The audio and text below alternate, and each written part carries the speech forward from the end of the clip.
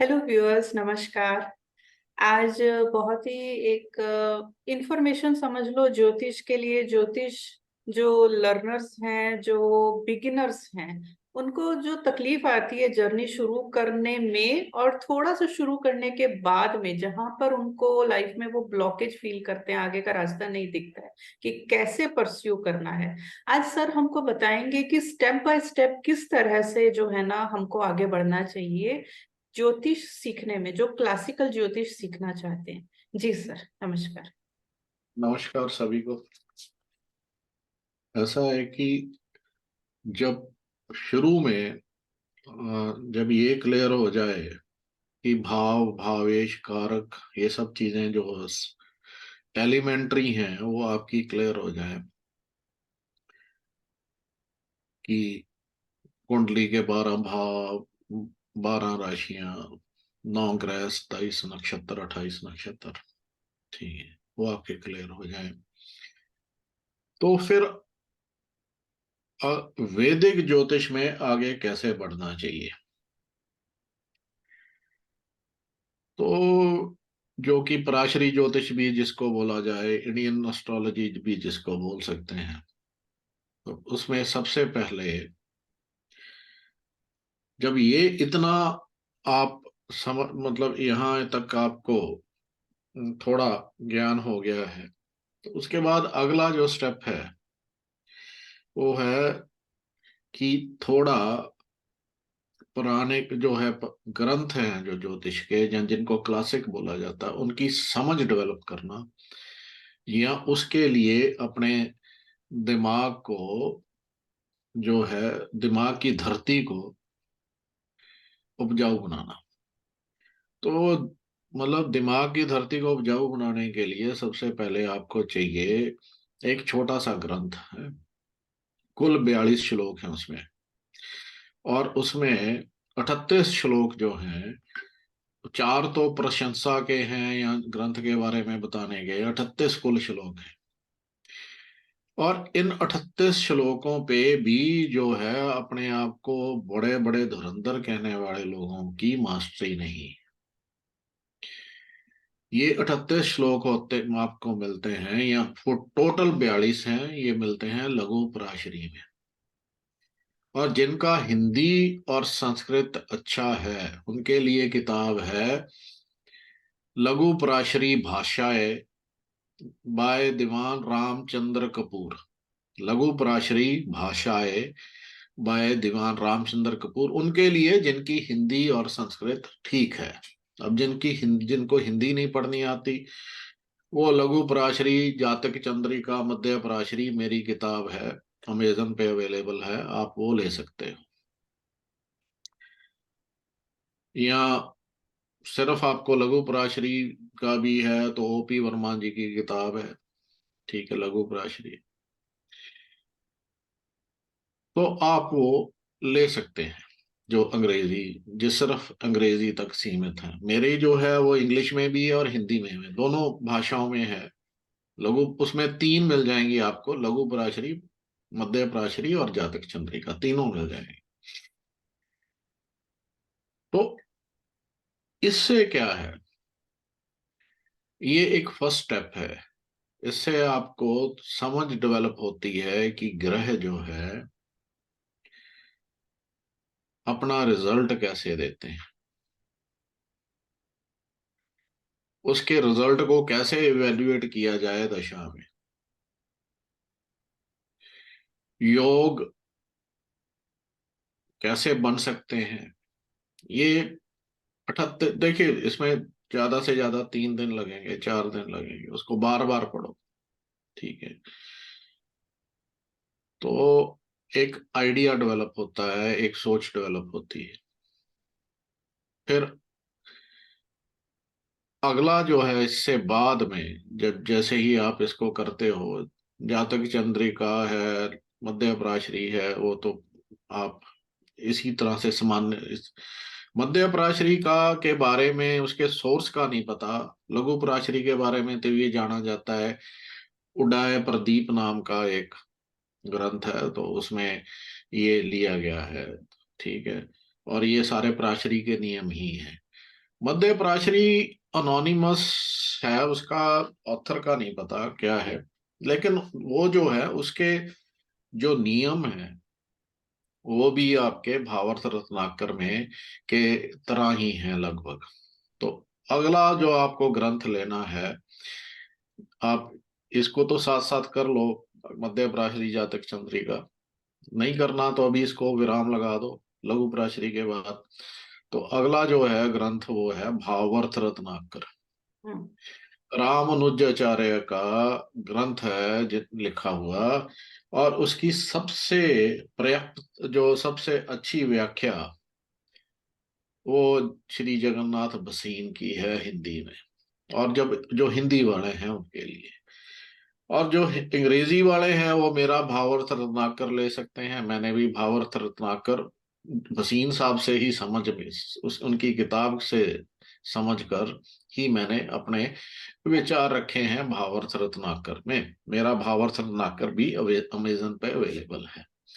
तो ये तो अंग्रेजी में अगर चाहिए आपको, ठीक है, अंग्रेजी और हिंदी दोनों में है ये मेरे वाला। तो आपको मतलब एक ही किताब में दोनों लैंग्वेज मिल जाएंगी, इंग्लिश भी मिल जाएगी, हिंदी भी मिल जाएगी।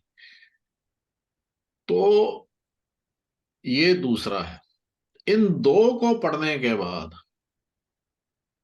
जिस तरह से भसीन साहब ने सब्जेक्ट को डील किया है और विस्तार से समझाया है कि योग कैसे बनते हैं, और जब दो या दो से अधिक ग्रह होते हैं तो किस तरह का रिजल्ट देते हैं, कंजंक्शन किस तरह का रिजल्ट देती हैं, तो ये सब चीजें जो हैं बड़े विस्तार से बताई। तो ये आगे समझ डेवलप हो जाएगी। इसके बाद फलदीपिका नामक एक ग्रंथ है मंत्रेश्वर जी का। उसमें से दो तीन चैप्टर आपको, अगर पूरा नहीं तो कम से कम दो तीन चैप्टर पढ़ने हैं। एक तो योग, मतलब सबसे पहले तो आप पढ़ो भाव, भाव अध्याय जो उसका है, कि भाव के बारे में पढ़ा जाए। ग्रह के बारे में थोड़ा बहुत यहाँ आपको बता दिए। भाव, भाव के रिजल्ट कैसे, भाव बड़े, भाव का नाश कैसे होता है, भाव कैसे बढ़ता है। तो फल दीपिका से आप, और एक उसमें दशाध्याय है और एक योग अध्याय है, ये तीन आप जो है आप उसके बाद पढ़े। फिर चौथा ग्रंथ जो है वो है उत्तर कलामृत। उत्तर कलामृत इसलिए जरूरी है कि हर प्लेनेट के बहुत सारे, हर भाव के और एक हर ग्रह के बहुत सारे सिग्निफिकेशंस होते हैं, कई बार 90 100 हम्म। 75 73 इतने एक एक उसके सिग्निफिकेशंस होते हैं। और जब भी प्लेनेट या ग्रह कहीं पे बैठता है, ये नहीं कहा जा सकता, मतलब ये इवेलुएट करना पड़ता है कि वो किस तरह का सिग्निफिकेशंस पे, कहाँ की सिग्निफिकेशंस को हार्म करेगा, कहाँ की सिग्निफिकेशंस को वो ठीक करेगा। तो ये प्रोसेस ऑफ इवेल्युएशन है ज्योतिष के रूल से। तो अगर आप इतना ही कर लें, इससे आगे और भी हैं, सर्वात चिंतामणि है, बृहद पराशर होरा शास्त्र है, फिर आपका मानसगरी है, सारा वाली है, बहुत ग्रंथ है। लेकिन अगर इतना भी कोई कर लेता है जितना मैंने लिया है, तो उसको कम से कम ये आइडिया हो जाता है कि जब दो ग्रह बैठेंगे, तीन ग्रह बैठेंगे, या जब ग्रह पे कुछ जो इन्फ्लुएंस पड़ेंगे, भाव भावेश और कारक का पता चल जाता है कि भाव का नाश कब होता है, भाव के रिजल्ट्स का नाश कैसे होता है, कब भाव बढ़ता है, कब भाव की वृद्धि होती है, कब ग्रह को बल मिलता है, ये सब चीजों का ज्ञान हो जाता है। जो कि एलिमेंट्री जो कह सकते हैं, जो ज्योतिष के लिए ये बहुत जरूरी है। और गुरु लोगों को भी चाहिए कि इन ग्रंथों को आगे बढ़ाएं। हम्म। और ये जो मैं कह रहा हूं, ये अपने अनुभव से भी कह रहा हूं। मेरा कोई ज्योतिष गुरु नहीं था, ठीक है। लेकिन समय समय पे मैंने कुछ लोगों से जो बहुत परिपक्व थे उनसे सीखा भी है। सीखा कैसे? ऑब्जर्वेशन से, ठीक है। उनके उनके अनुभव से, उनकी ऑब्जर्वेशन से, उनको ऑब्जर्व करना, उनको सुनने से। तो तरीका जो है मेरा भी यही था कि पहले ज्योतिष के बारे में थोड़ा बहुत, जैसे भाव हो गए, अ, जो आपके साइंस हो गए, प्लैनेट्स हो गए, इनके बारे में थोड़ा ज्ञान हो गया, तो उसके बाद ये पता तो चले कि क्या रिजल्ट कैसे देगा, किस तरह से देगा, कब देगा। और सबसे बड़ी राहु और केतु की विवेचना होती है। राहु और केतु अगर कोई ज्योतिषी समझ ले, तो हम्म, आप ये समझो कि राहु और केतु ही लोगों को समझ नहीं आता है कि उसका रिजल्ट कैसे आएगा। राहु केतु के गुण स्वभाव भी आपको यही इन्हीं ग्रंथों से आपको मिलेंगे। और उत्तर कलामृत नामक ग्रंथ जो है, जो आगे सिग्निफिकेशंस की हमने बात की थी, वो हम्म, भी जगन्नाथ भसीन का हिंदी में आपको सबसे अच्छा मिलेगा। नहीं तो मेरा भी छप गया है, हम्म, अंग्रेजी में चाहिए तो मेरे वाला ले लें, उत्तर कलामृत। जी जी। और उसके बाद में आपने तो जो भावार्थ रत्नाकर वो भी बता दीजिए, ऑथर हिंदी और इंग्लिश जी का, उसका भी। हावर्थ रत्नाकर का तो बता दिया, जगन्नाथ भसीन हिंदी हाँ में, जी। और मेरे बार मेरी लेनी है तो अंग्रेजी हम्म, में और हिंदी में दोनों में मिल जाएगी। हाँ हाँ, हाँ। लेकिन जो हिंदी पढ़ सकते हैं वो जगन्नाथ भसीन को जरूर पढ़े।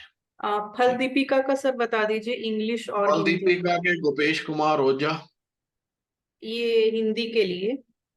हिंदी के लिए। अंग्रेजी में भी गोपेश कुमार ओझा ही मिल जाएंगे, ठीक है, ठीक है। उन्हीं का आपको इंग्लिश वर्जन भी मिल जाएगा। तो ये है। तो इस तरह से अगर आप अपनी ज्योतिष जर्नी को आगे बढ़ाते हैं तो आप मतलब एक तरह से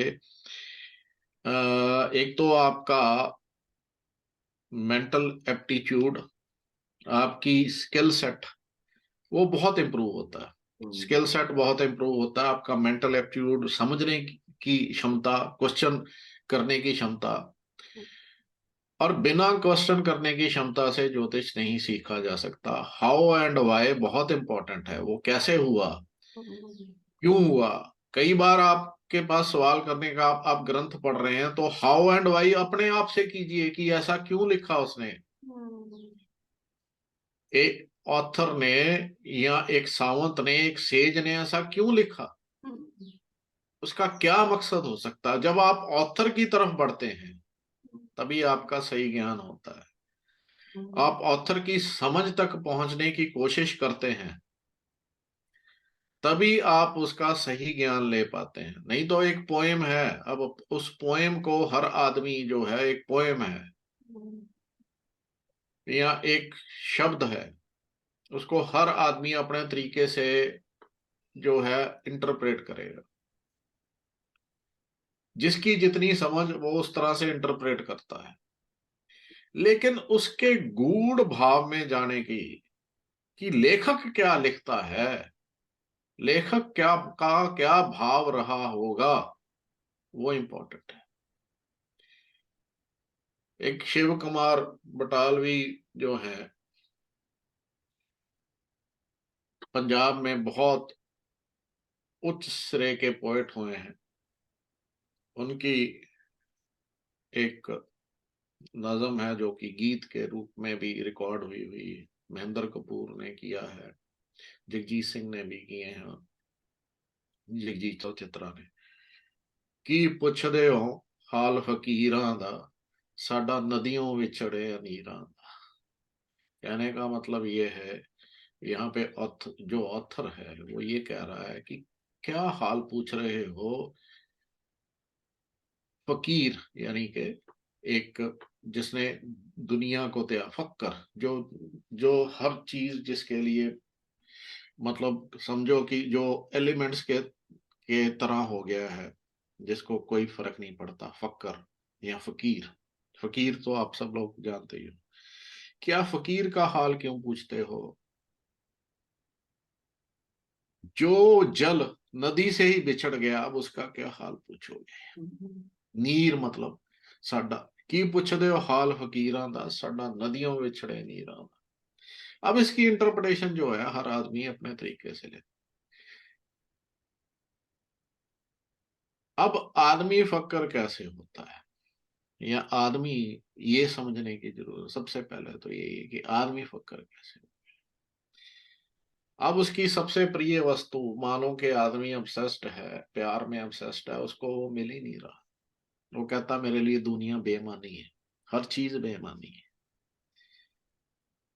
अब हर चीज बेमानी है। अब एक एंगल से ये है कि हर चीज है बेमानी। दूसरा एक आदमी है वो स्पिरिचुअली अपलिफ्ट हो गया, कहता है कि मैं जो है, मेरे लिए हर चीज बेमानी है। लेकिन यहाँ ऑथर क्या रिप्रेजेंट कर रहा है, ये इंपॉर्टेंट है। इसी तरह से ग्रंथों में, हम इस पे, हमारा ये टॉपिक नहीं है इसलिए आगे नहीं हाँ। बढ़, ठीक है। ग्रंथों में क्या है, यही चीज है।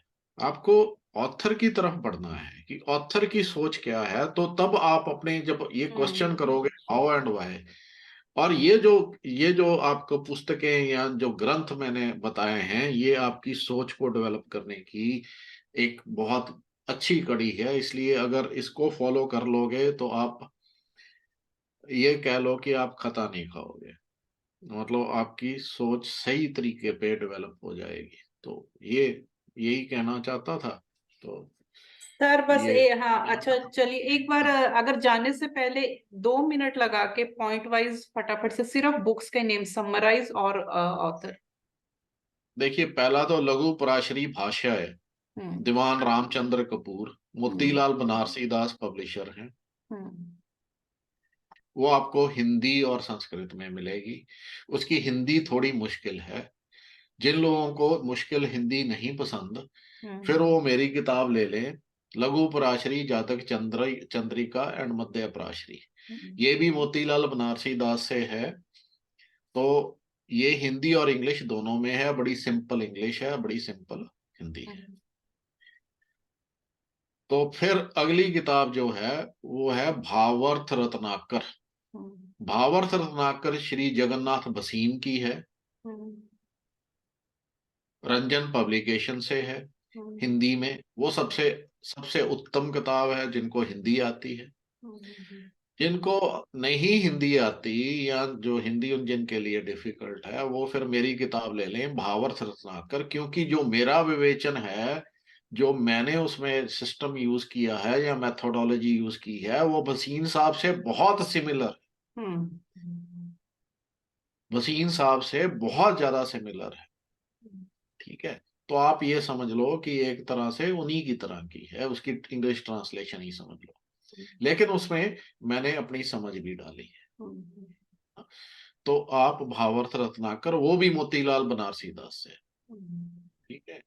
और उनकी जो है भसीन साहब की, वो रंजन पब्लिकेशन रंजन और पब्लिकेशन। जगन्नाथ बसीन। तो फिर तीसरी किताब आती है फलदीपी का। हम्म। ये है गोपेश कुमार ओझा की हिंदी में, और अंग्रेजी में ये दोनों मोतीलाल बनारसी दास से मिल जाएंगे। फिर चौथी किताब आती है उत्तर कलामृत। हम्म। ये जगन्नाथ बसीन की सबसे अच्छी है। और उसकी मैंने उसका अंग्रेजी बसीन साहब कबाली का नहीं, मतलब ओवरऑल ग्रंथ का मैंने अंग्रेजी में अनुवाद किया है। तो मेरी भी छप गई है, वो मोतीलाल बनारसी दास से। तो भसीन साहब वाली आपको ये मिलेगी रंजन पब्लिकेशन से। तो कुल मिला के ये फिलहाल ये कर लो, ये आगे करिए का फिर आगे का जर्नी आगे का। फिर आगे हम्म। का बताया जाएगा। तो ये और आगे भी अपने आप गाइडेंस जब इंसान शुरू कर लेते हैं फिर तो रास्ता पकड़ लेते हैं तो गाइडेंस अपने आप मिल जाती है। और यहाँ पर मैं जो लर्नर्स हैं उनको यही बोलूंगी कि कहीं पर आप शुरू कीजिए, आप ग्रंथ कीजिए, कोई क्वेश्चन आंसर हो, कोई श्लोक हो, सर हमेशा अवेलेबल हैं। और कभी भी सर ने किसी लर्नर को, एक्चुअली जेन्युइन लर्नर को, कभी भी मना नहीं किया सर ने। वो बहुत ही ओपन है कि हाँ आए तो सही, कम से कम लर्नर उतना, इंसान स्टूडेंट उतना ओपन तो हो कि सीखने की उसमें हो। तो आप कभी भी अपने क्वेश्चन, डाउट, कहाँ, क्यों, ये सब पूछिए सर से। सर अवेलेबल है, आप लोगों को पता है जो सर को फॉलो करते हैं, फेसबुक पे अवेलेबल है, आप लोगों के पास सर के कांटेक्ट नंबर भी हैं। तो कहीं भी आप आइए बेझिझक, और अपना जर्नी करिए, और इस वैदिक ज्योतिष को जानिए, इस पर चलिए तो सही रास्ते में। चलिए, thank you so much sir, thank you. धन्यवाद जी, धन्यवाद।